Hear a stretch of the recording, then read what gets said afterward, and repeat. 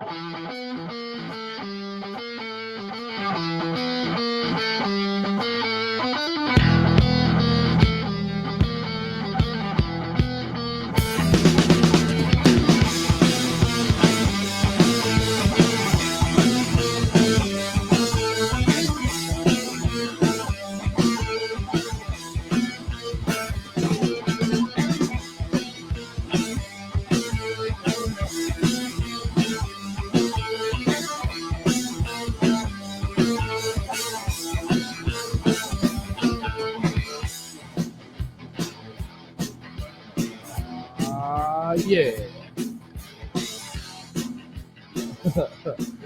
Good. There we go. Welcome to another episode of Hit the Mics with Ryan D. Everybody, I of course am Ryan D. Yo, and I'm Steve Rogers. That's right. Today, a very special guest in with us, Luis Noriega, comedian Luis Noriega. How are you, motherfucker? How are you, man? I'm buzzing, living the dream, enjoying life, man. That's all we want for people on this show. We want people to be buzzing and living the dream. Having a good time. Buzzing, boozing, and losing. Yeah, that's the most important thing. Totally. So, well, welcome, dude. You wanted to come in. We were talking last week. You wanted to come in just to check out how we operate here, and this is I've been thinking about doing a podcast myself, but I'm like a Neanderthal when it comes to technology. well, so when it comes to your looks too. I like it. A lot of, you know what? You know what? The reason I stopped shaving and cutting my hair was because my dad was like, he's a diabetic, him and my mom. And he's like, if you get a haircut and you bring coronavirus back and you kill me and your mom, can you live with that? So I'm like, fuck it. I'm not shaving. I'm not cutting my hair forever then. So that's why I stopped. I'm like, fuck it. I'm not going to cut my hair then. I like it, though. I'm not going to lie. Like, I like the grizzly look, man. It looks all right on you. Yeah, It fits. I got the old man sweater, man. I'm feeling it. You look like a professor, like a college professor. I want to I need to get those leather things on my arm. You teach philosophy and you hit on freshmen. Hey. That's why I love high school girls, man. I was gonna say Mission Impossible villain. I could do that too, like Russian broski. Hey, bro, you come at me, I will take you down. Yeah, I like it. You should try and hit auditions for shit like that. I'm trying to, man, but this whole COVID thing fucked it up for everybody. You'd be a really good villain. Auditions are so people are so booked and stuff. My dad says I look like a Teen Wolf. And I get mad because my dad, if you look at my dad, he looks like the dad from Teen Wolf. So I'm like, fool, why are you talking shit? Like, so I'm like, we're like the perfect father-son combo, bro. All right. Oh man, so how you been? How do we handle this whole thing? I've been all right, man. You're actually still going on stage and shit. Like I don't know. I haven't been on stage since like. I've actually been going out, trying to hit a couple open mics. I did, like I said, I think it was Vicky's Playhouse on Melrose. Yeah. I've been going there. Ryan Razmanovich. Hold on. How are they running those though with like quarantine and just show up, man? Man, it's comedians. Like just go have a fun time. Yeah. Good time. Like it's a cool room. Just they have the sanitizer there. They fucking sanitize the mic. Try out new shit. And it's a fun room, man. It's a cool room. That room, I heard there's a couple rooms that are open right now. So I actually did karaoke a couple nights. There you go. They sanitize the mic every single time. That's what they have to do. That wasn't because of the COVID. Fool. You were spitting on it. You were spitting too much on it, man. Mr. Brightside, I'm spitting something. Yeah, man. No, so I've been doing that. I got booked a couple times for a couple shows, but it's just a weird time we live in right now that this thing happened, and I'm like, okay, crap. Like, what are we gonna do? Just give up and lock ourselves in our places? That's kind of what I did. Yeah. But it's also good though, right? Like just to like get out a little bit. Yeah. Yes. No, I agree. I totally. It's I've been looking. I've been wanting to go out, but it's like to me, it just doesn't even seem worth it anymore. Like, but go out and do what? Like to do stand up. Like that's what I'm saying. You can still do it. Or you could do it on it. You can just get on. I don't know. People have been doing the Zoom shit. But I don't like it. Yeah, I don't like that either. You still haven't done one though. I still haven't done one. Yeah. It's because the thing about stand up is you need to be in front of a crowd to get the reaction back. And Zoom, it's delayed and it's weird and it's not really stand up because you're like doing it on a FaceTime. Yeah. My homeboy just tried to book me on a show right now, and I was like, oh, do I want to do a Zoom show? Like, I don't know. Yeah, it's just so weird to me. I did do a private party. I did like a backyard party. Oh, there you go. And that was all right. It was fun. I didn't like flop as hard as I thought I was gonna do it because I hadn't been on for so long. And you know what? That's one of the things that scared me because I realized like repetition makes you better. So Dude, like, yeah, absolutely. when Yeah, you yeah, you gotta get stop, those I was reps. like, super sluggish, slow. I did do a smoke and toke show down in Downey a while back, and I never really done it, but it was a bunch of potheads, Yeah. and I thought I From was like an undisclosed location. Yeah. Yeah, I've done that before. okay, but Yeah. I thought I was bombing. It was me, a couple other comics that are pretty good, Yeah. and I thought I was bombing. But after the comic or the people were telling me like, no, dude, we're all high. It takes us a while to like laugh. So you guys are doing awesome. Yeah. Yeah. But I was like, me and the other comics were like talking to each other, like, dude, are we that off that we haven't done it in a while and we're off? But it was just an interesting show, man. Right. Yeah, you did it with China. No, I've done a few of them like in the Inland Empire and Ah. and like one in I did one in Vegas too. Which was Okay. fucking weird. But it's weird though because you say your joke and you think it bombs and you move on to the next one. I thought I tanked too. It was the same thing, and that's the thing was everyone was just like, no, they're like, no, that shit was funny, dude. But- But they just like couldn't even open their eyes, you know, like By the time you start your second joke though, that's start when they start laughing Yeah. and you're like, oh, wait, what the hell? You're Yeah. tripping out. Yeah. Takes a while. They got to buffer a little bit. before Yeah. the jokes go through. Buffering. That's the perfect yeah, word. Yeah. buffering. Yeah, they're processing everything. It's like it's like they're just on a slow processor. Yeah. They're like they're like fried computers. You just Yeah. kinda, Again, it was because when you do it in front of drunks, I think I'm better with drunks because I am a drunk. yeah. And drunks right away they get it because they're paying attention and they're just waiting to laugh. And Yeah. it's easier for me. But when it was like potheads, I was like, okay, I gotta slow it the fuck Yeah, down. 100%. Yeah, like it's kind of like a chop music. You know, like Houston chop, like Oh, Chop and Screwed. Yeah, chop and Yeah. screwed. That's how you got to do your comedy when you do it in front of You potheads. slow the fuck down. Yeah, like Yeah. hey, so why did the duck cross the road?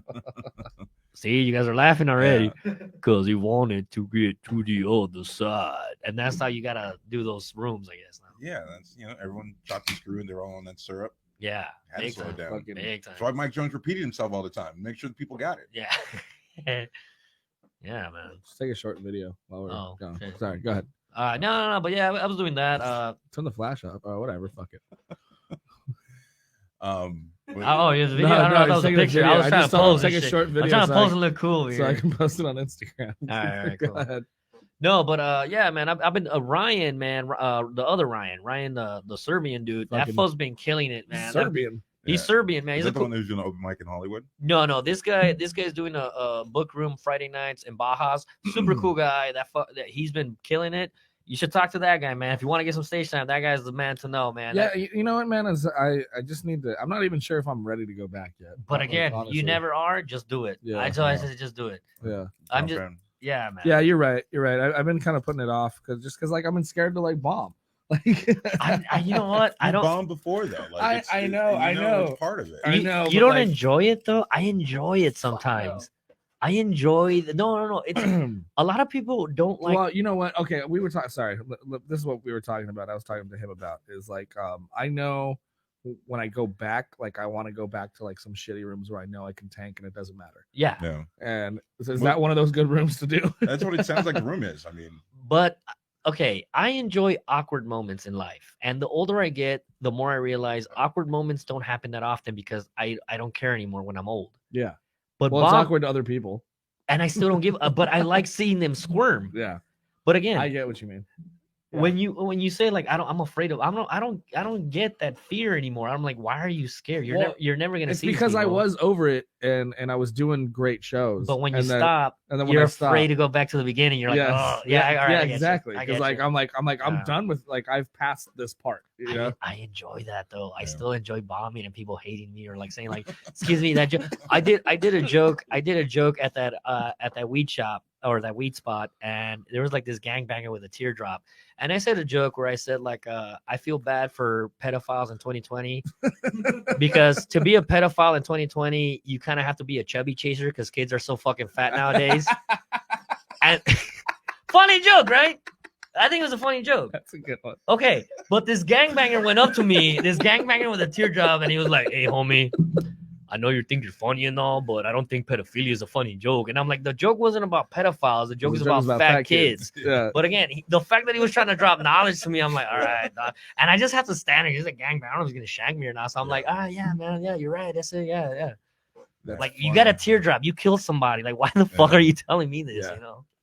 But but see again, I enjoy that. I enjoy awkward or weird fucking moments, man. Yeah, I mean, I'm definitely with you on that. But it's just been, that's the thing. It's just been so long. It's like having to get back in the groove that I'm afraid of. Like No, it's like but jumping back in. enjoy it though. But that's what I'm saying though. Yeah. Enjoy that. It's like sometimes sex isn't all that.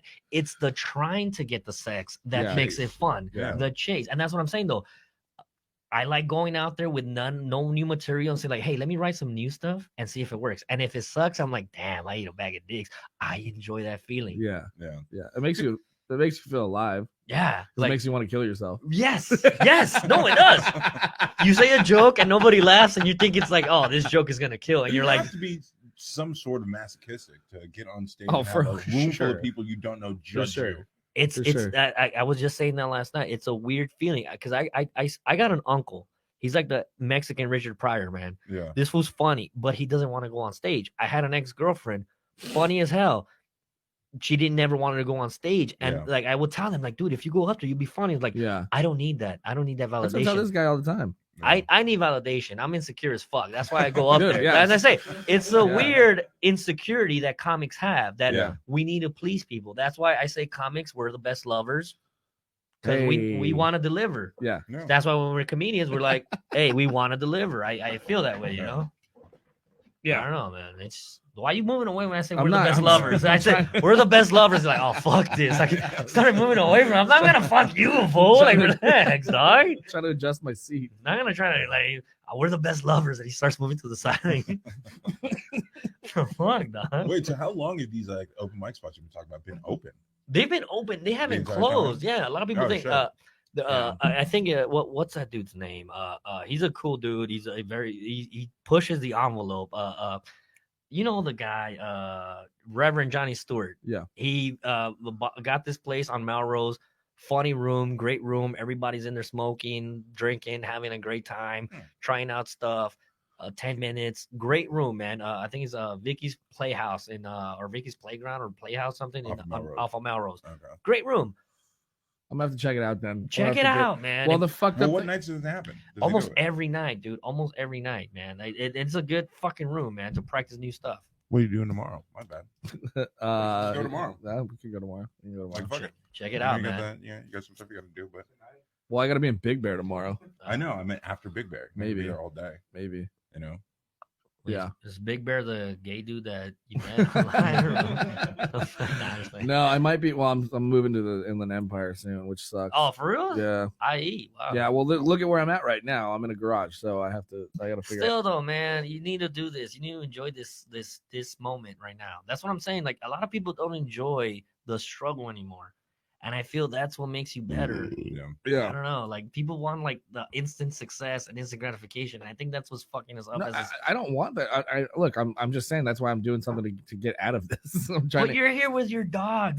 Tell me this is not like a 1990s SNL movie. Like I'm living in a garage with my dog. Yeah, you would be a fucking star if this was a movie. Yeah. You got our old bulldog that Yeah, farts all the time. tell me that's a fucking Yeah. Adam Sandler vehicle right there, dude. It's like, oh, he's a struggling comedian living in a garage with his bulldog. He's got peanut butter. I don't know why you got a peanut butter, but I'm just saying, this is a fucking. You're doing a podcast. How is this not a what's that? The two Thoughts on WAP on wet ass pussy? wet ass pussy. Where's that at? That's what we got a comment. You know, Um, WAP used to be It used to be without papers, and that was Yeah, for without papers, yeah. Italians. Yeah. When I was in the First military, WOP. right? But Yeah. when I was in the military, a lot of my Italian homeboys would talk shit because I was Mexican, and they would talk shit about like how wetback. I'm like, fool, like we just crossed. We didn't even cross shit. We were already here. Yeah. You motherfuckers had to cross the ocean to get over here. Yeah, you guys are. you're the real. You got the wetback. real wetbacks, and like my I'm home, a wetback. You're wet feet. right? And but these fools like I don't know what it is about like Italians and Irish dudes from like the We don't do north. that either. Yeah, I'm like, fools, you guys are the ones that came over. Like, we were already here, dog. But big shout out to my homie Casarino down in San Diego. Funniest Italian dude I ever met, dog. That was a funny cat, man. No. He says it's worship and prayer. Yeah, so we don't do that either. We don't do that either. We don't do that. Well, I mean, Thoughts on WAP? If we're talking about wet ass pussy, we all enjoy it. Yeah, Cardi B's great. if it is, man. Not the Rudolph. Yeah, that was a very No, because I didn't. This is interesting. I've never like done one of these. Like I said, I'm very technologically like Neanderthalish when it comes to all this shit. I don't even know if that's a word, but like I'm like a monkey when I see a computer, bro. I'm like, yeah. So like that's why I wanted to come here and check this out. You guys got a cool ass setup here, man. What are you looking at? I don't know. You're making us nervous, bro. The what? Oh, the bass. Oh yeah, no, it's not. It's the headphones, dude. It's this thing. The amplifier. The video game It's kind of headphones. fucking up. So I can turn these down. That'll probably help. Mic check. Yeah. I think it's just because like when we all talk at the same time, the headphone thing kind of over it. Yeah, yeah. See, that's another shit. I'm like, can you hear it? All right, who gives a Yeah. fuck? Just See, like yeah. But see, yeah. again, but it's recording fine. It's not Yeah. it's not peaking on there. So yeah. Okay. Good guys. Yeah, it's just because we have cheap. Can I say something, man? Yes, 'Cause the first time I met Ryan, man, Ryan was running a room, Silver Dollar Saloon, and he got mad at me because I guess his brother is dating the bartender there. Oh yeah. And I told Ryan, like, dude, that bartender is hot. He's like, hey man, that's my brother's girlfriend, man. You gotta watch it. And I'm like, dude, she's fucking hot though, bro. And Ryan got so mad at me. I was like, dude, like, I'm not saying anything bad. I'm just saying she's fucking hot. And hey, bro, that's my brother's sister, my brother's girl, bro. Like, what are you doing? She's beautiful. She's gorgeous. And but when he kept on getting mad, I kept on like rubbing it in. When you kept doing that, that's why I got mad. She's hot though. And I kept on doing it on purpose to piss him off. Like, but she's so fucking hot, man. And hey, bro, he started taking off his jacket. I'm like, that was funny, man. I was just fucking, but she is hot though. Like she's fucking, very attractive. She's gorgeous. And but when I saw this for getting mad, I don't know why I like twisting the knife a little bit. Like, why is it for getting mad at me? I didn't say anything bad. I wasn't getting mad at you. It was just because it was. But I said it like I was drunk, and you were saying it loud, and you kept saying it over and over again. Because you kept on getting mad. And no, but I told you, the drunker I get, the more I sound like a beaner, like an East LA accent comes out. Fuck. Like, hey, and whenever you say, I'm like, hey, she's fucking hot. Oh, she's fucking hot. And I noticed that you got mad at that. I don't know why I brought that up because I always thought that you got mad at me after that day. I was like, oh, that fool probably hates me. No. All right. Yeah, I was like, oh fuck, did he get mad that day? I was like, I think that was the fuck. I saw you somewhere. You crushed, and then like you bitched about people I didn't like. So I was like, I'm like, I like this guy. No, but because the thing about comedy is it's very segregated. They're different groups. And I like, again, I'm not angry. I'm just like, be honest about it. Yeah. There's certain groups over here. There's certain groups over there. There's certain groups over here. And there's people that I fuck with. And I'm like, all right, this guy's a cool guy. Well, but the thing is like, there's a lot of ass kissing too. And there's a lot of just be true. Like you said, just be true to it. Like there's a lot of people that just like, they'll talk shit. And then like, but if you book them, they'll still fucking kiss your ass. Yeah, then they'll turn around. Yeah. And it's like, fuck all that, man. And like, so you were talking to me about a few people, and I was like, yeah, I don't fuck with those guys anymore. They went on a podcast and talk shit about me, and like, I hope they're watching. I'm like, fuck them. You know who you are. And I was like, I don't fuck with those guys anymore. You're like, yeah, what the fuck is their problem? And they're like, they don't like me. Right. And it's not that. It's just that they want to put their own people on, and I get it. I'm like, okay, I get it. Help your friends out. Like when I went into like a Hollywood, and because when I started doing this, I started hating it hard, man. I looked at this as a serious job. Yeah. And so I was like, I was going to Orange County, I was going to Inland Empire, I was going to Hollywood, I was going wherever I could just because I wanted to get out there and bust my ass. Yeah. And I noticed like, it's territorial. People like want to put their friends on. And I'm like, okay, I get it. But just say that. Don't fake it and be like, oh, hey, we got this next guy. Some people don't like you no matter what. And I'm like, all right, I see it. I feel it. Like a lot of people hate me because I got called I went to a show in Hollywood one time. And I did well. I think I did well, but people were like, "Oh, we got another." And like, there was a lot of white people there, and the host was like, "Another typical George Lopez, East LA guy." Like, dude, and I'm like, "Fuck you, dude!" Like, but again, there's nothing wrong with that. You said that after you went on? Yeah, and I did. MC? Yeah, and I hate that. They started hating on me, but I'm like, I am from East LA. Yeah. I talk like that. Yeah, my shit's like sorry, that. I didn't come here from fucking Ohio. Yeah, you guys don't know anything. But again, get the fuck out of here. But again, I realized that, and I was like, okay, it is very like It's very clicky. Yeah, and Yeah. I'm like, okay. I but got that. Somebody made fun of me for doing like a Bill Cosby bit, and like not doing like a shitty impression of Bill Cosby. You raped the girl? Or what the fuck you do? What the fuck you do, bro? No, I Bill had this Cosby, shitty fucking Cosby impression that I do, and I do like a whole. I do a bit like I think I remember that one. when like Cosby would do like movie reviews, and he's like, Force Awakens would be a good movie, but I think it should be called Force It In Before You Awaken. And then, that's a good one.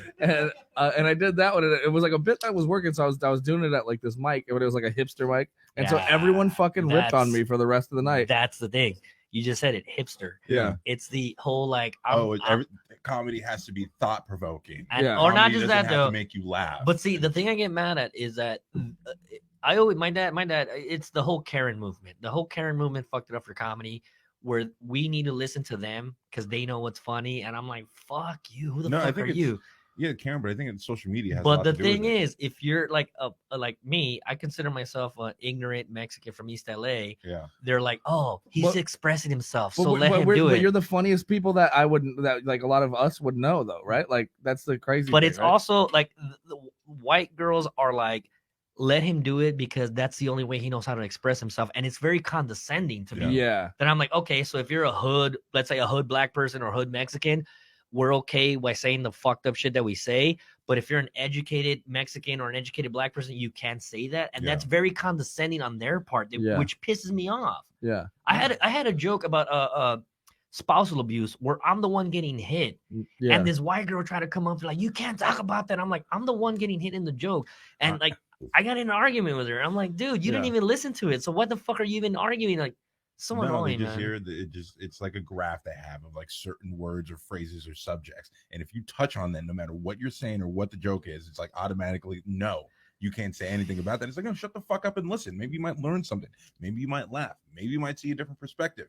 Maybe get the fuck out of the comedy club and go watch fucking Grey's Anatomy at home by yourself. It's like somebody saying that, hey, I just quit smoking, and they really just started smoking a week ago, and that they're like, oh, congratulations, you just quit smoking.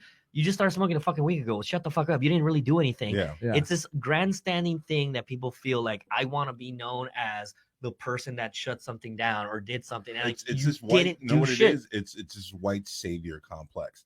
They want to be like, I have all this white guilt and I feel bad because we're getting called out now. So I'm gonna do everything I can to try to save everybody from themselves. I remember just shut the fuck up and listen. That's what you need. But it's also everyone wants to go on stage and talk about something like no one.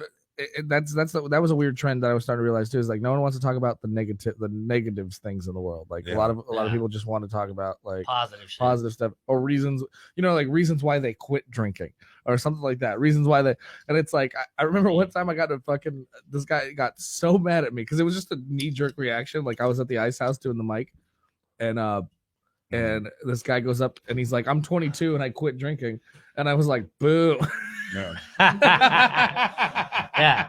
And I was, and I didn't mean it was like at an open mic, and then he's like, did someone just boo me at an open? He legit, like his whole 3-minute set was him trying to find out who booed him. At an open mic of all places. And I was just in the back, and I was like, oh shit, I didn't mean to hurt his feelings. I did.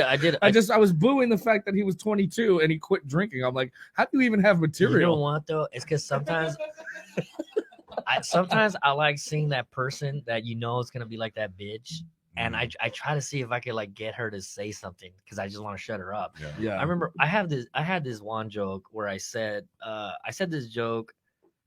This white lady tried to like cut me off and like tell me that you got it, and in the joke basically is 4% of Major League Baseball is African American. Yeah. The rest of the dark foods that you see on there, they're Dominican, Puerto Rican, Jamaican, or Puerto Rican, Mexican, Venezuelan. Yeah. And me and my friend Jamal were watching this, and when the report came out, my friend Jamal was like, "Oh, that's right, man. That's a wetback sport. All you wetbacks breaking piñatas, that's why y'all good at that." And I told him, "Well, I don't know about you, Jamal, but the best times I ever had was playing catch with my dad. Maybe if your dad stuck around, you'd be good at baseball too." Yeah.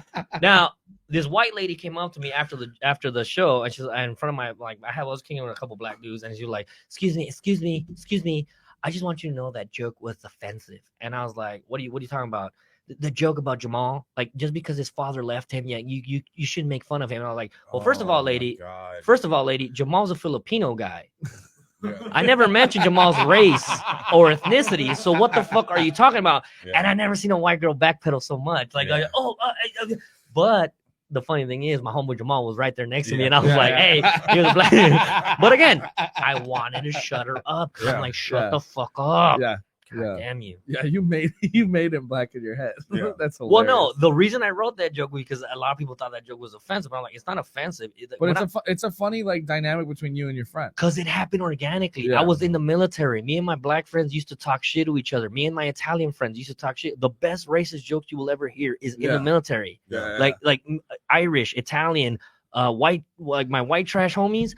I love hanging out with them because they had some. I could clown them and they could clown me, and I wasn't butthurt. I'm like, hey Noriega, you gonna go sell oranges? Hey, did you like?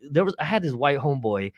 He grew up in Orange County, and I remember one time I told that fool like for Mother's Day, I was like, hey, are you gonna buy your mom a present or the Mexican lady that raised you?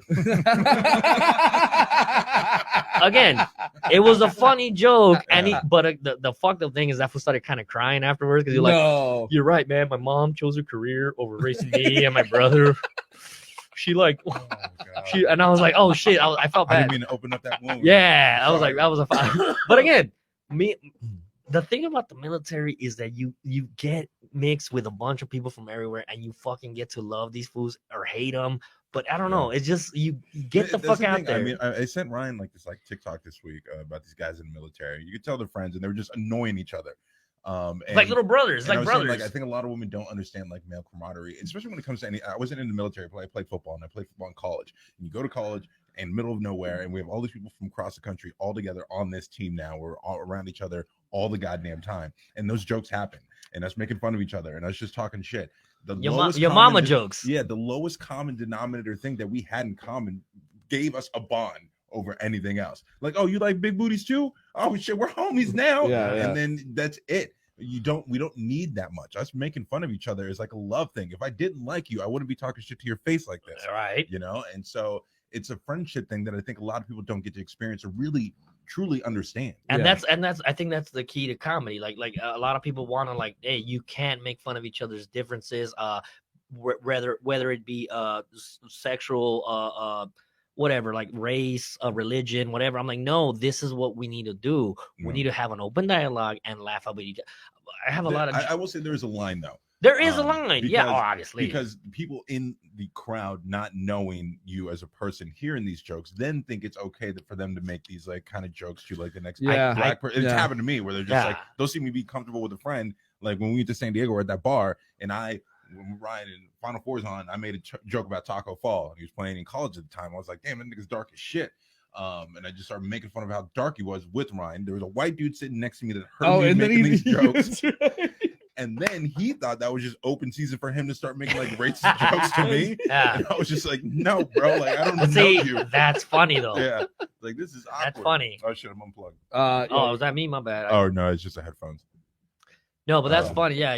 No, yeah. Funny. Or how about that time that we after we did the I did the improv and we're next door. Oh yeah. We're next door at the the Brea he Improv. filmed it for me. So Yeah. so we're at the Brea Improv, so next door at the Yard House.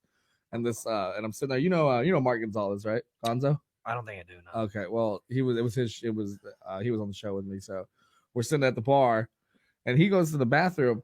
And like Mark and I are talking about the show and shit, and this dude at the bar next to us, he goes, "Oh, you guys are comedians?" And then we're like, "Yeah." I'm like, "This will be great." And I go, "Yes." And he's like, "I got a joke for you." I'm like, "Oh yes, here we go." Right? But you know, and he said, "Hold on." So then he says like the most racist fucking just the most offensive racist thing. I couldn't even repeat it. That's how bad it was. I just thought I don't even know exactly. That happens what a lot. That happens right. a So lot. he says that, but while he's at the bathroom. And so when he comes back, I go, "Oh, dude, this guy just told me this hilarious joke." And what did that dude say? Like, backpedaling. Yeah, exactly. Because I knew what it was as soon as he came out. He's like, "Oh, this guy just told me a joke." Awkward situations. So awkward. And I was like, "No, I want to hear it. Tell me, like, what was the joke?" Yeah. Like, oh god. Awkward situation, or like I don't know. For me, I like going to the bars and talking to old timers. I love Yeah, doing me too. that. I love that too. That's where I get most of my material. Like At bars. And I was talking to my homegirl. I think you know the homegirl I'm talking about. The one that I was talking to my homegirl, and I was talking about like how I was watching Game of Thrones, and there's a scene where fucking Aquaman rapes the chick with the dragons. Yeah. And like my girlfriend at the time was like, you know what? If Aquaman raped me, I don't think I'd be mad. And I'm like, what the fuck? And I told my homegirl that, and like my homegirl was like, you know what? If I were to get raped and the guy got me off, I don't think I'd turn him in. And I was like, God damn, like, how bad are these guys that you guys are fucking? But again, that's why I liked her, because I was like, you got a really dark sense of humor. Yeah. You're my friend. But that joke gets me in a lot of trouble. But I'm like, look, a girl kind of wrote that joke if you think about it, because like my homegirl was the one that said it. I'm just repeating it. Yeah. But I mean, like, it's a funny joke. It is, but here's my. But the thing is, like, sometimes it doesn't register when you say it. It doesn't translate.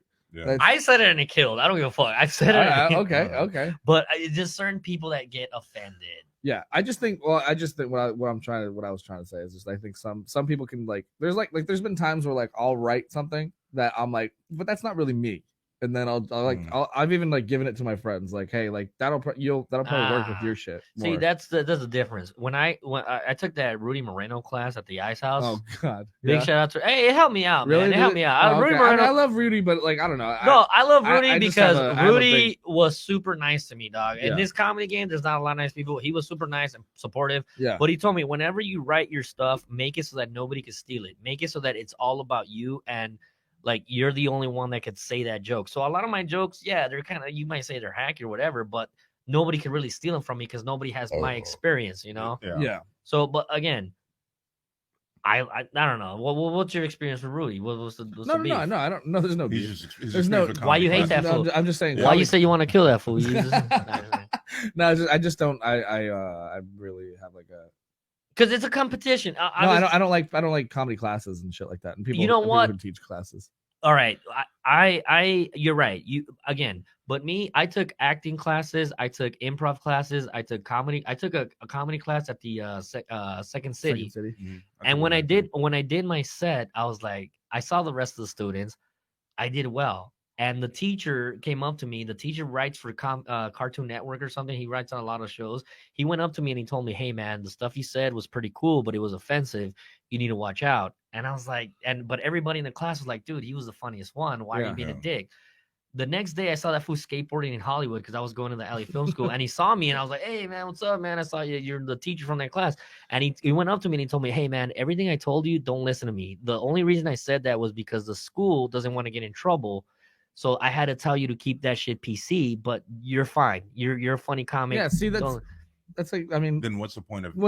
Yeah, if you're but just again, people back. I mean, the whole point of that structure is to keep you from being good, so that you keep paying for classes.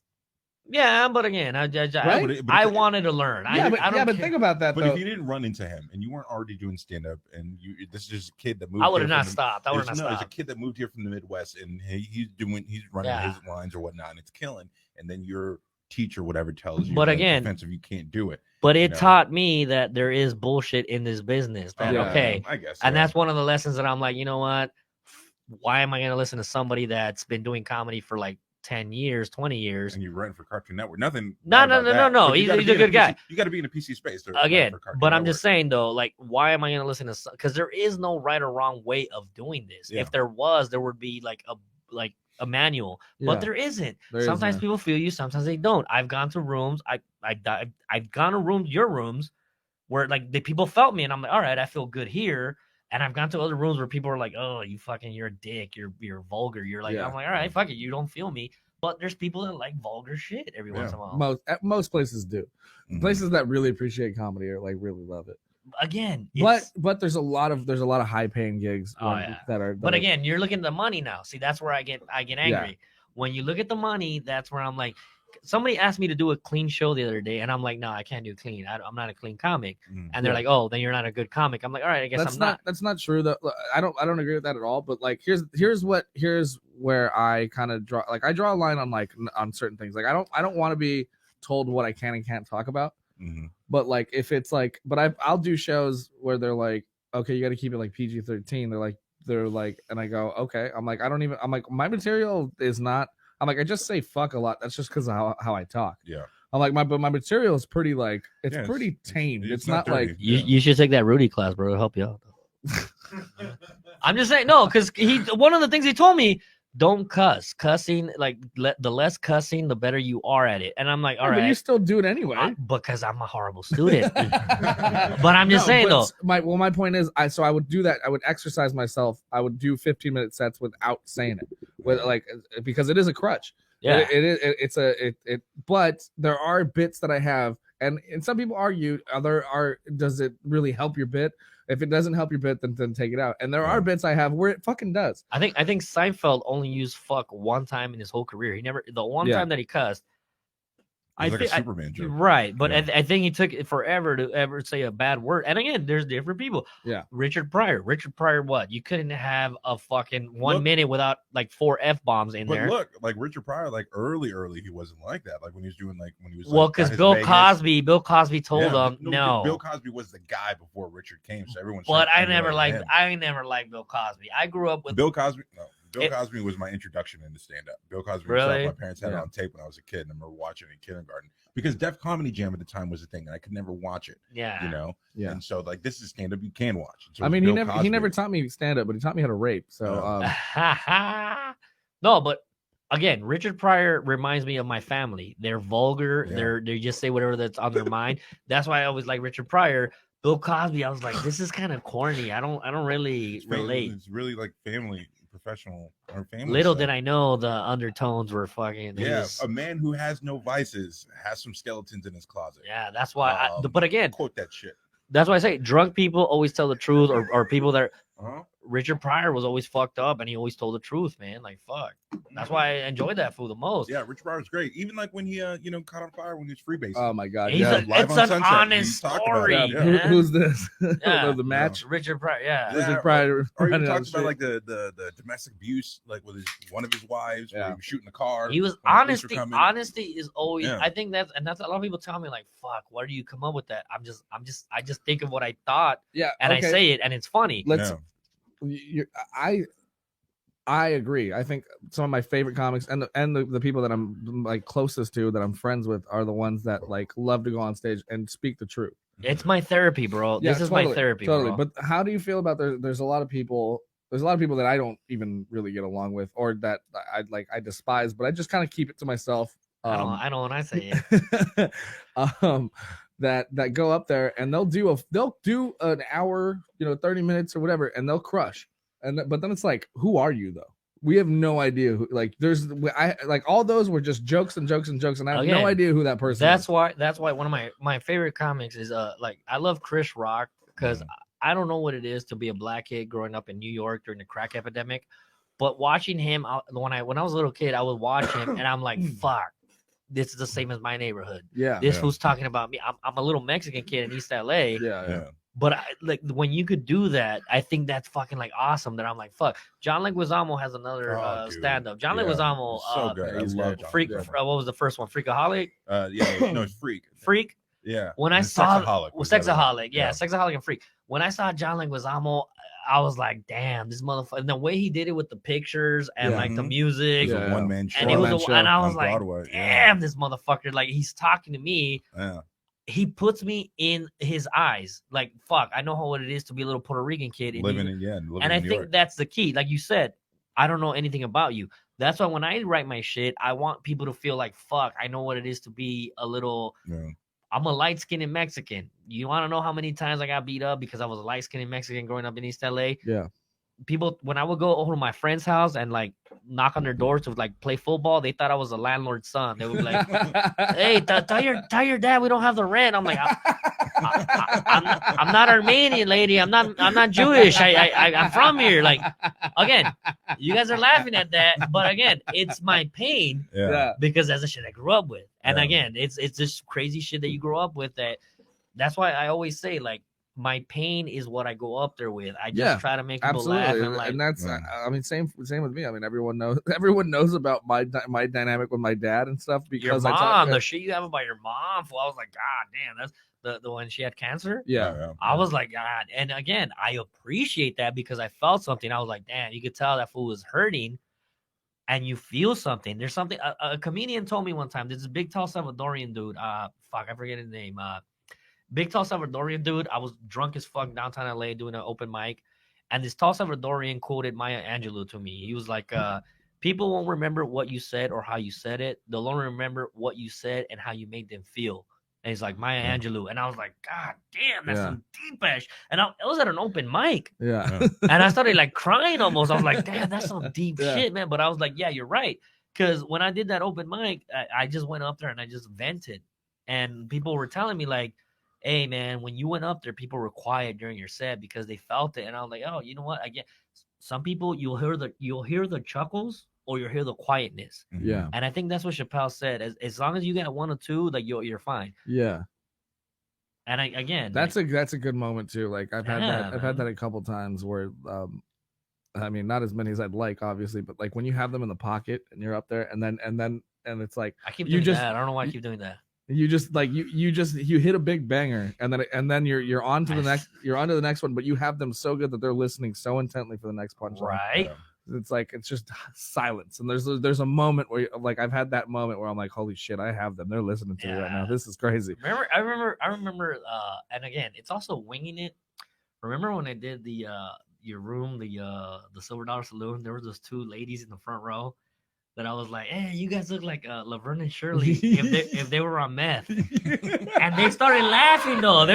I was scared. Again, I winged it, but they laughed and but again, sometimes you have to just go for like something like, hey. I do remember that. That was a fun. I remember that because I was like, fuck, what am I gonna say? Like, that was a good one, dude. Yeah. And then they had that one old guy there too, and it was. What did I say about the old guy? I think you were saying that like he was like their pimp or something. Oh yeah.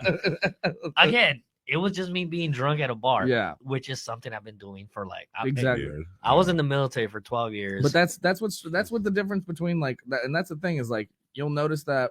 Well, I mean, when I met you, you were still fairly new, so I'm sure I'm still a new fool. I'm a puppy, bro. I'm a puppy, bro. You've been killing it, man. I'm a puppy, dog. You're probably more advanced than me right now. I'm a puppy, bro. But anyway, what I was saying is like there's that huge, like we were talking about all the different cliques and stuff. Like bar comics are the ones that I love the most. Same here.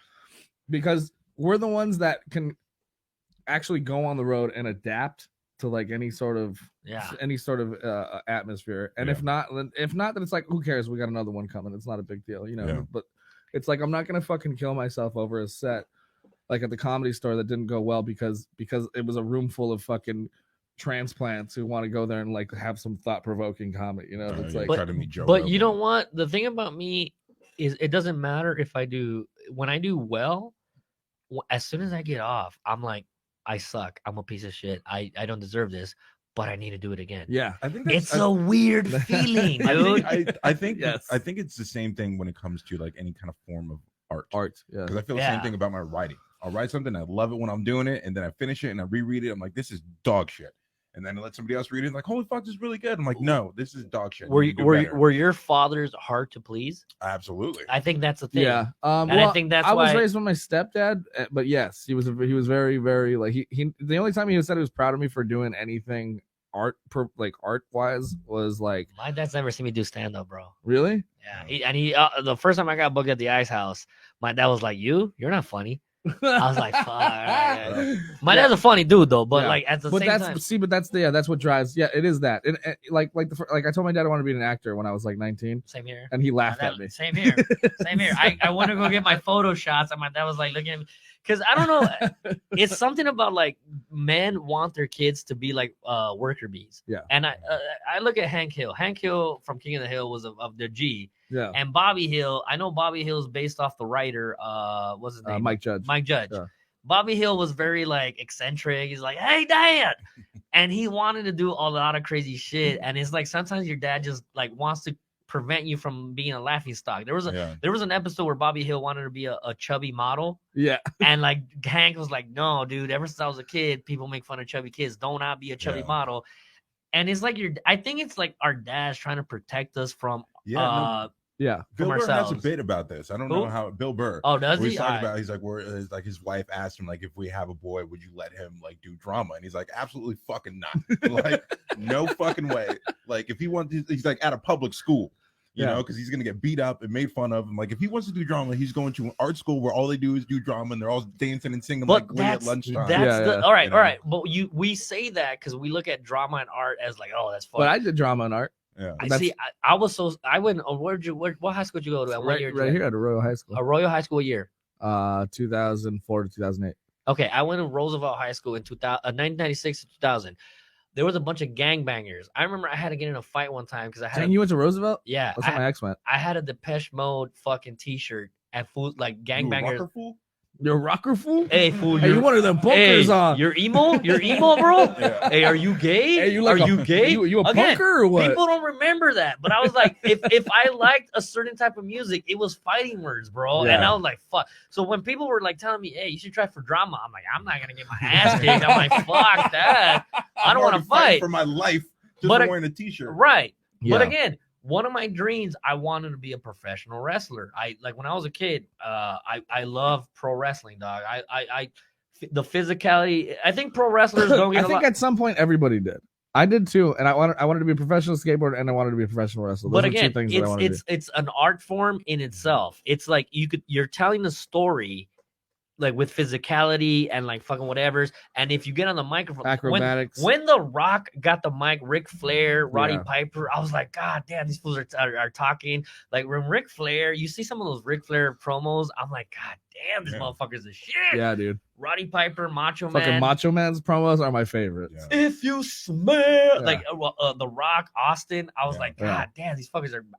It's monologue and it's comedy, it's pathos, it's all acting. Yeah. I took an acting class and the teacher was like, dude, you're fucking really good at acting. How'd you get so good? When you tell me to be scary, I think of The Undertaker. When you tell me to be cocky, I think of Ric Flair. When you tell me to be crazy, I think of Ric Flair. Again, it's just it's weird how wrestling, you don't think about it, but it is the first time a kid sees acting and physicality on stage. Like you're an actor and a stuntman. Yeah. Two of my buddies are actually professional wrestlers. Big shout out to Los Luchas. They wrestle in the LA scene. Those fuckers actually, not gonna lie, one of the reasons I started doing comedy was when I was in the Coast Guard. I wanted to be a professional wrestler. I gave it up because my dad was like, dude, give it up. Just join the military. Get the fuck out of here. Like, so I joined the military. I was 12 years in. I saw two of my buddies were wrestling and they were wrestling and living their dreams out. And I was like, fuck, I gave up on my dream. Yeah. My dream was to do that.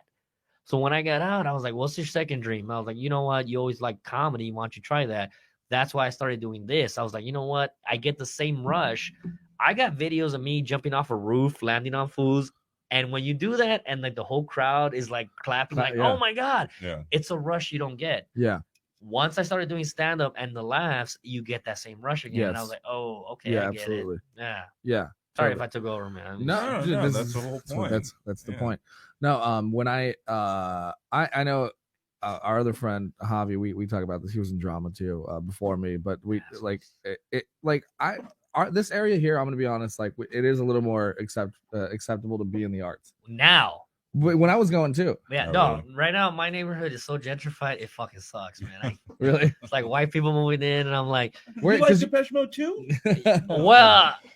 You know what? The first time I ever finger banged a girl was to Personal Jesus.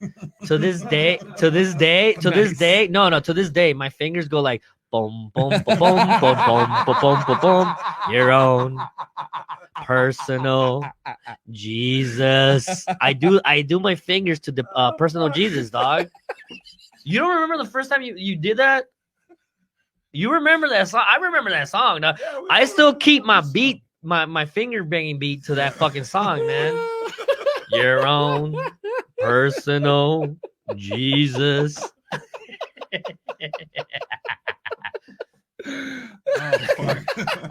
Again, I'm just being honest. It's not even. I can't. I'll never be able to. I'll never listen to that song again. I'm just gonna think about you. No, think about it. Think about it when you're finger banging a girl. My own personal Jesus. Boom, boom, boom, boom, boom, boom, boom, boom, boom, boom, boom, boom. Oh man. I'm telling you, man. I remember that because that's why I like Depeche Mode, man. I got a finger bang. I got a story. I don't know if I should say it. Go ahead, do it. All right, you guys remember that Vegas shooting? Yeah. I was there for that. Yeah. But the reason I was there for that was because I don't like country music. But no. The reason I was there because Depeche Mode was playing Saturday at the that new fucking T-Mobile Center. Yeah. So me and my ex told my ex, I'm like, Depeche Mode. Was she the one you finger banged? No, it was just after. But me and my ex were like, we went to a Depeche Mode concert at Staples, and then like I was like, dude, Depeche Mode's playing Saturday. Let's go to Vegas. Let's go fucking have a good time. Yeah. So we went. We saw Depeche Mode Saturday. We go back to my hotel. We get drunk. Sunday is when the shooting happened. Sunday, the shooting happened at 10:12.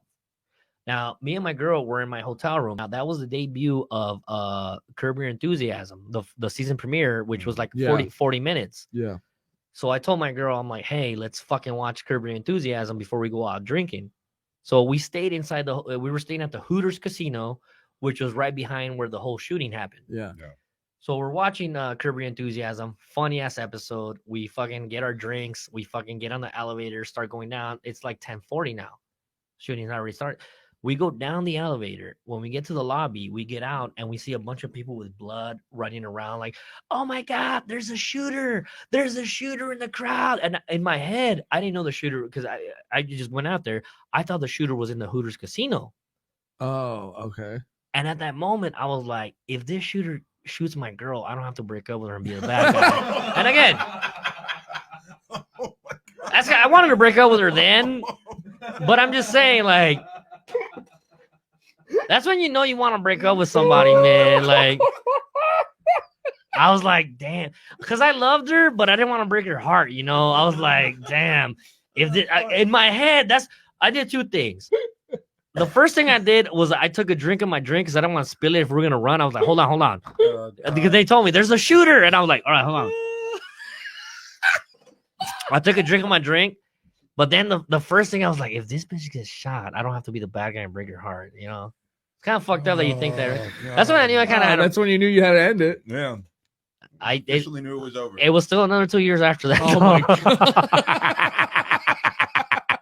Nah, I hope she doesn't watch this, man. She get mad. Nah, it's because I didn't want to be the bad guy, man. You know, you get in a relationship. You want somebody else to do it. I used to tell her, like, I wish you would just cheat on me so I won't be the bad guy. Yeah. That's how bad I want to get out of the relationship, man. I was like, if you cheat on me, I could just walk away and I'm not the bad guy. Ah, man. I don't know, man. It's like when you love somebody, but you know, it's like you're like, yeah, but you deserve better. You love the person, but you don't love the relationship. Yeah. I feel that comfortable. You got complacent. Yeah, consistency. I don't. All right. That's a new joke that I've been working on. That's great, dude. Yeah. But the fucked up thing is that it's 100% true. And again, that's why I say some of my some truth. Yeah. And I was like, fuck. And nobody else could. If somebody else steals that joke or let's talk about. Hold on. Thinks about that joke. I'm like, fuck you. You were not there. I was there. I got pictures. I got video. I got Snapchats. Nobody could think of that joke but me. So fuck you guys. Yeah. I didn't know you were about to do. You were doing a bit. I didn't either. I thought you were just telling a true story. You were there. No, it wasn't. It's. I know it's a true story. It's a true story and it's a bit. Yeah, oh, God, but it's a true story. Right. I just did not see that coming. Me neither. How about the joke that that Fat Mike from NoFX made about that whole shit? What did he say? He got in some trouble. He got in some big trouble. What did he say? Because at Punk Rock Bowling that same year, he said that he was like, it's a good thing none of these punk rockers are there. It's a good thing none of you guys listen to country music or something like that. Yeah. He's like, because he was like, yeah, none of us are there because country sucks. Yeah. That's funny. That's a funny joke. And they're a punk rock band, you know. But they're known for doing that kind of shit. They're known for doing that kind of shit. But after that, it's like somebody took that video, and like the media took it and ran with it. Yeah. I'm pretty sure somebody's gonna take this and make fun. Like, I'm never gonna make it in Hollywood because of what I just said, and I remember care. I'm like, I don't give a fuck. That's all right. I again, it's just shit that I think about. Like, again, one of the things that I said was, remember when that Orlando shooting happened at that gay club? Yeah. I was just saying, like, if you're like the CSI guy and you go in the men's bathroom and you're like, there's a bunch of bullet holes in here. And people are all like, nah, the shooter didn't come in here. I'm like, why are there holes in here?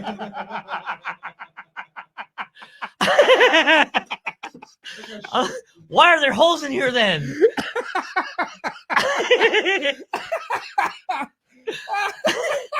But I don't want to get in trouble with the gay community because I love you guys. You're really cool. There's a bunch of holes in the men's bathroom, sir. Like the shooter didn't go in there. We didn't find any blood in here, but we found a bunch of semen samples. Man, I'm probably gonna get in trouble for that one. No, that's funny too. Right, That's really I thought that was funny. funny because I was like, yeah, how are they gonna know? Oh my god! I'm not an asshole. I'm a nice guy. It's good looking, man. I think of my. All right. No. I think Ricky Gervais and my mom, my dad, they always told me, look, whenever there's a dark situation, you have to try to find a little bit of light. Always. I think Mel Brooks said that. Mel Brooks said the reason Jewish people are so funny is because they've been through hell. No. If you've been through fucking hell, you could see a little bit of light in whatever is fucked up. That's why Jewish people have such a great sense of humor. My dad used to tell me, if you can make a Jewish person laugh, you got a really good sense of humor because they've been through hell. Yeah. And again, I think Jewish writers are some of the funniest people. But again, there's some black people in this country, the Wayans brothers, Martin Lawrence, Dave Chappelle, Chris Rock. They've seen the hell that black people have gone through, and that's why they're the most creative. You need a little bit of pressure and a little bit of hell to be a shining star, and a little bit of trauma makes you a star. And a lot of people get mad at me, but I'm like, look, man, I have a funny sense of humor, but it didn't come into like till my mom got diagnosed with Alzheimer's, and then I was like, you know what? A lot of my bits are about my mom doing with that shit. You have a bit about your mom with cancer, and I was like, fuck. Yeah. When you said that bit, I was like, God damn. And you make me say that. And I was like, God damn, this motherfucker got like some fucked up shit to say.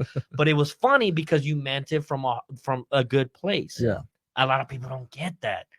And that's what pisses me off. That dude, you need to go through some hell to appreciate it. Like Smokey Robinson said, Can we hear that bit really quick? I'm not sure. Okay. All right, yeah, I said all right. Yeah. I don't know. So I said, what? Oh, he's talking about the cancer bit. Oh, the cancer bit. I don't know which one you're talking. You have the cancer bit that you have about your mom. I mentioned a few about my mom, but again, when you mentioned it, I could hear the laughter, but I could also hear your pain. Well, I have a bit about how I set it up by talking about my mom having cancer, and then doing. Are you talking about the one about the girl at work? I think that's the one. Yeah. And. And I set it up because I'm like, oh, my mom's a breast cancer survivor, and I have a joke, I have a punch at the beginning when I talk about my dad. I go, my mom's a breast cancer survivor, and the bravest thing she's ever done is let that guy come inside of her. But then later I talk about how my mom was a breast cancer survivor. I was doing promotional things, or I was doing fundraisers and benefits to try and raise money for treatment and all this stuff, and then everybody at my office knew that. So there was this woman that I ran into in the break room, and she goes, "Oh, how's your mom doing?" And I was like, "Oh, it's nice of you asked. She's doing okay, but chemo's a real motherfucker, but she's staying real positive. I think she's gonna get through it." And she goes, "Oh, really? That's good to hear, because I just come from a really healthy family, and I don't know what that's like." I'm like, fuck you, bitch. And so the punch is that I play the long game because this woman would always come over and talk to me about her kids and stuff, and I'm like, I don't know who the fuck Jimmy is, but apparently he's not good at math. And I was like, so I just waited, and the next time she came over to my cubicle and she was like, "Oh, Jimmy's failing PE," I was like, "Oh yeah, that's crazy." I'm like, my mom didn't raise a bunch of fucking retards, so I don't know what that's like. Yeah, that's the one. But again, I could tell that it came from a good place. That you're like, you love your mom, and it was like, fuck, I need to make fun of this. Yeah. That's how I grew up with. Yeah. I always say some of the best times I ever had is family funerals because my cousins, uncles yes, come man. Yes. Like there's nothing like a Latin funeral. Like uncles come over and we all try to make each other laugh because Yeah. they're like, and you're like, Latino funerals are the best. Like They I know, are. Like, I'm half, but like I was raised by like my entire Latino family. But so, like, again- yeah, so it's just like, dude, the best time I had was when my great grandma died. that is I mean- when a great grandparent dies, everybody gotta bring their A game. Everyone's there. It's like a roast for like, especially if it's a fucking they put you in ashes. Yeah, it's a roast, but I'm just saying though, like Dark roast. I've always said it. I love when one of as fucked up as it is to say, I don't want to say it, but when a family member dies, all my uncles, aunts, cousins come over and we clown each other. It's a beautiful thing. It really is a beautiful thing because that's why I think that's why it's so important for families like that to do it. Because everyone comes out. It's a celebration. I remember one time, my dad, we had an aunt that died, and my mom put out like a suit for my dad, and like my dad was like, I got a dentist appointment Saturday. I can't wear the suit to the dentist appointment. I'm gonna look like a loser. So my dad like took some construction boots, some jeans, and like a shirt to the dentist's office, and he's like, I'll come back, I'll change. But my dad was running out of time, so my dad showed up to the funeral wearing like jeans and construction boots. And like my dad was standing there, and my mom was like, "Hey, Luis, start fucking putting in the hole." Like, they thought she was. My mom was like they thought, like my mom was pissed because like that fool like showed up looking like a loser, and like my mom like everybody thought you were one of the fucking like fools that were the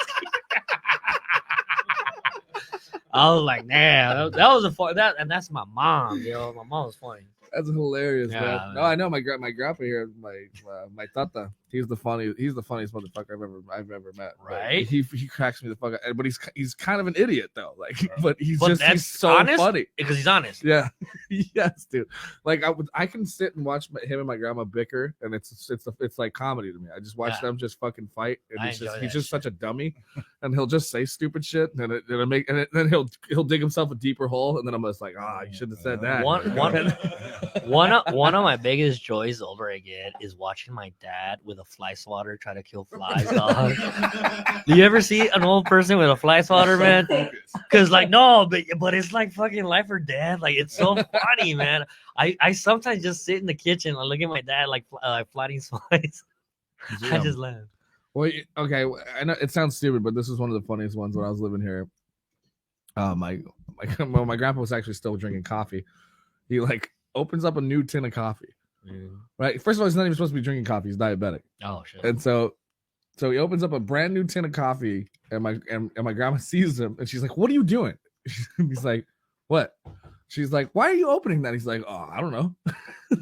And she's like, "There's an already open one there." She's like, "You're not supposed to be drinking coffee anyway." And he was like, and he's like, "Oh, I was making it for." He makes it up. I was making it for Ryan. she goes, right. She's like, Ryan's just waking up because I'm just getting up, and he's like, I was gonna have it ready for him. And then she's like, you're such a liar. She's like, why did you open the brand new one when there's one open there? He's like, I didn't open it. I just was letting the air out. And then he closes it and puts it back. I didn't open it. I was just letting the air out. Guys, that's a guy's guy. But see, that's a guy's guy. I like that. He's a guy. That's how guys are. We just don't like getting heckled by women. He's a guy's guy. I like that. That's he's always been that way. That's a guy's story. And he loves little cheesy fucking jokes and shit. He'll say stupid things. I remember. Okay, hold on. When my brother announced that they were having a baby, when my niece was being born, he goes, like everyone's like, oh shit, it's all a big thing. Like they announced that at Thanksgiving, and my grandpa's just sitting there, and he goes, I just became great. That's a good dude. All right. I one time there's a story. I had a great uncle. He was diabetic, and he like supposedly in the family he was known as like the religious uncle. And my uncle Bone, who's the funniest dude in Boyle Heights, they went to a bachelor party. And so they had a stripper, and my uncle was sitting in the corner, like quiet, like not doing anything. So my uncle was like, told the stripper, hey, like he put some whipped cream on her titty. He's like, go over to my uncle and like let that the whipped cream off your titty. So like all my cousins and uncles were like sitting around. The stripper went over, sat in his lap. Like everybody looking at my uncle, like, oh fuck, did we fuck up? Is he super religious? Yeah. My uncle was like super old. He's like uncle, you don't like that shit? He's like, no, I'm a diabetic. he wipes the whipped cream off her titty and starts sucking on it. And everybody started cracking out like, God damn. Like, but he said it in Spanish. In Spanish, like, no, soy diabético. And then he went. Damn, uncle was fun. Moms are cool. No, soy diabético. That's so funny, man. Well, I mean, that's how I got more like back in touch with like a few of my cousins is after my great grandma died. Isn't it weird when that's when you get in touch? Like, because now we were all adults, so we were like, it's like, oh, now we all have cell phones, and now like there's no reason for us to not be talking. You know, it's like, But again, I feel like we should not be in touch that often, like we used. Wow, to that's be. a Karen move. What was a Karen move? It was old.